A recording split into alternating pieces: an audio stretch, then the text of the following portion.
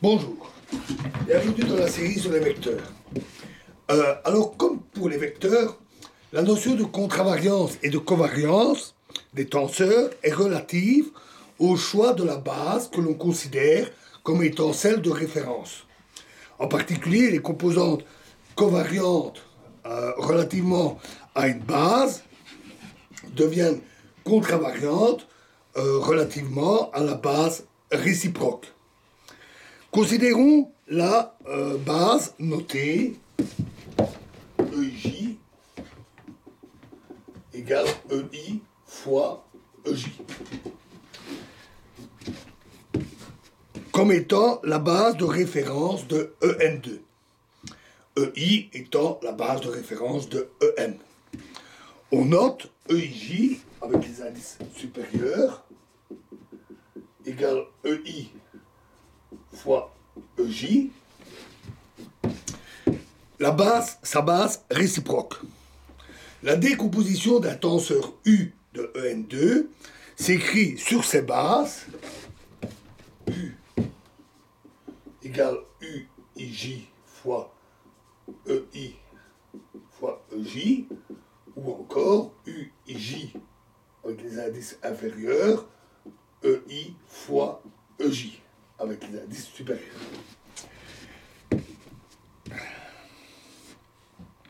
Avec UKL,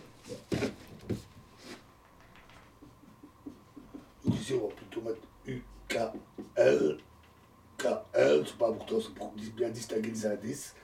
UKL est égal à U fois EK fois EL. Les quantités UIJ avec les indices supérieurs sont les composantes contravariantes de U par rapport à la base EIJ de référence. On peut également dire que ces composantes UIJ sont deux fois contravariantes par rapport à la base EI de EN. Dans cette formule, les composantes UKL apparaissent également comme les composantes contravariantes de la base EI fois EJ avec les indices supérieurs, la base réciproque.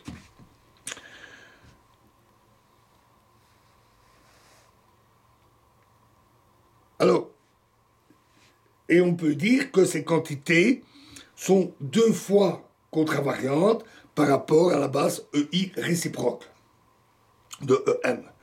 On va retrouver maintenant la relation entre les composantes contravariantes et covariantes.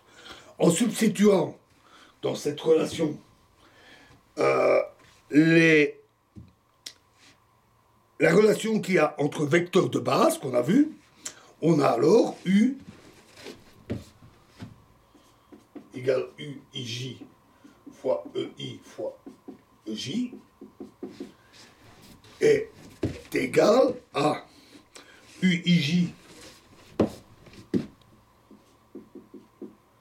fois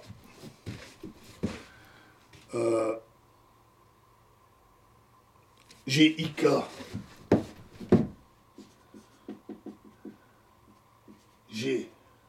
GJL fois EK fois EL, c'est encore égal à UKL fois EK fois EL. Et donc, en identifiant les composantes relatives à un même vecteur de base, on obtient la relation entre composantes contravariantes et covariantes. À savoir que UKL, c'est GIK fois GJL fois UIJ. Ce qui permet, par exemple, le calcul des composantes covariantes connaissant les composantes contravariantes et connaissant bien sûr le tenseur fondamental, le tenseur métrique, qui donne le caractère pré-euclidien à l'espace et donc qui permet d'avoir des composantes covariantes.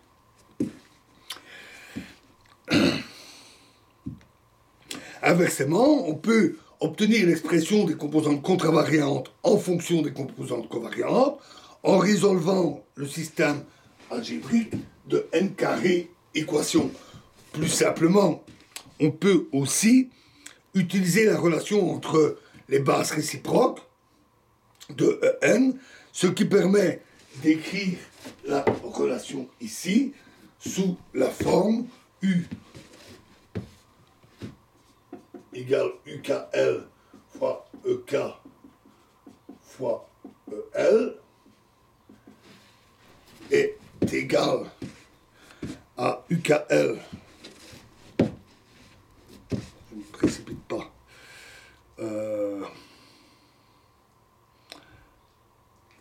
fois GKI, donc UKL fois GKI fois EI fois G LJ fois EJ, qui est égal donc à UKL fois GKI fois GLJ fois EI fois EJ, c'est-à-dire UIJ fois EI fois EJ. Et à nouveau, en identifiant les composantes pour chaque vecteur de base dans la décomposition du tenseur U, cela nous donne UIJ égale UKL fois GKI fois GLJ. Et donc, contestant les composantes covariantes, on peut utiliser cette relation pour calculer les composantes contravariantes de U. Alors, on a les composantes contravariantes, mais on a aussi les composantes mixtes pour les tenseurs. Lorsqu'un tenseur U est décomposé sur une base mixte, on peut écrire E, I, J, attention à l'ordre des indices, EI fois EJ, le tenseur peut être décomposé sous la forme U égale UIJ fois EI fois EJ.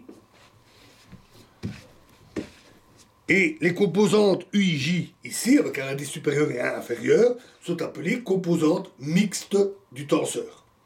On dit que UIJ est une composante qui est une fois contravariante et une fois covariante par rapport à la base EI de l'espace de base EM. Ce qui justifie le terme de composante mixte, bien entendu. Les composantes mixtes s'expriment en fonction des autres types de composantes, et pour obtenir ces diverses expressions, il suffit de transformer les vecteurs de base, EI de référence ou EJ réciproque, en utilisant les relations entre ces bases, comme on vient de le faire. On a par exemple U égale UJ EI EJ est égal à UJ fois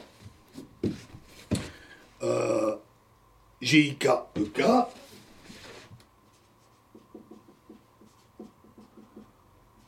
fois EJ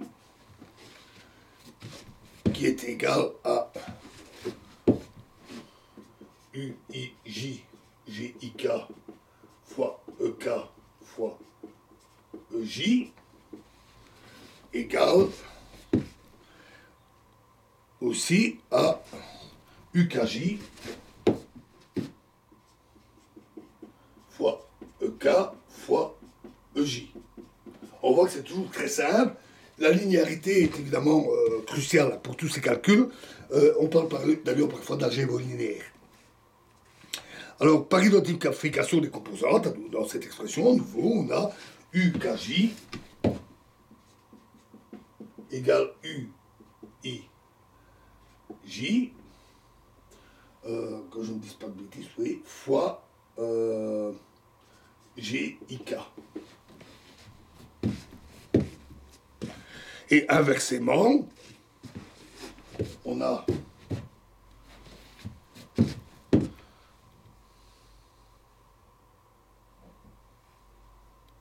UKJ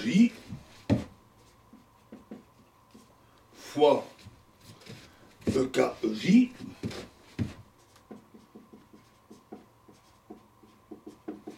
est égal à UKJ fois GKIEI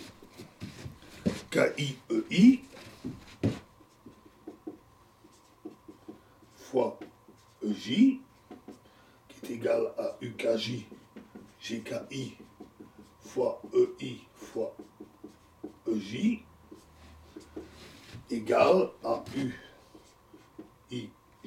fois EI fois EJ.